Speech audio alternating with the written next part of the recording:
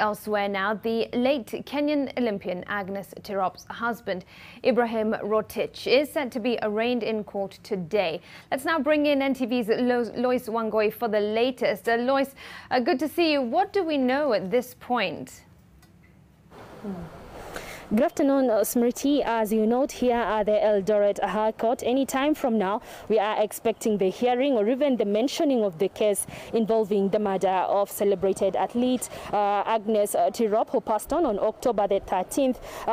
Earlier this morning at E10 law courts, there was a mentioning of the matter, but granted that at that judiciary level, judges do not sit at that particular court. The matter had to be closed, and that file involving the murder case transferred here to the Eldoret High Court. As we are talking now, we are expecting the alleged killer to the late Agnes Tirop, her husband Ibrahis Rotich, to be arraigned here, and we are awaiting. We understand he's currently at the DCI offices, just for the officers trying to piece up the files from E10 and transferring them here at Eldoret High Court. Remember, Agnes Tirop was a celebrated Kenyan athlete, and she majorly did long distance running. She celebrated by many, doing very well in the cross country and also in 5,000 meters.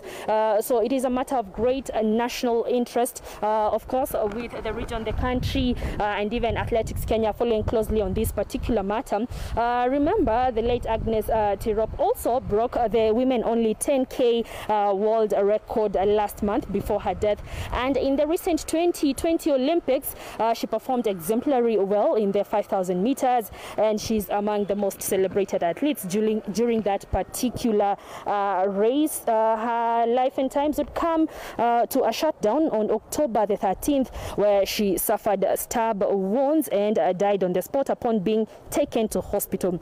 Preliminary investigations pointed to her husband Ibrahis Rotich being the main suspect, and that's the reason why we are here on this day. Like I noted, the suspect Ibrahis Rotich has been moved from the E10 law courts, and that matter will be heard here, mentioned, and the ruling will be made here at the Eldoret High Court, because we have judges sitting in here. Currently, we are all here, stand by and set, just waiting for the suspect to be brought here, and after that, the judges will say whether that matter will be heard today, if the suspect will plead his case today to plead guilty or not guilty, and when the proper mentioning and the hearing of the case will begin. Smriti.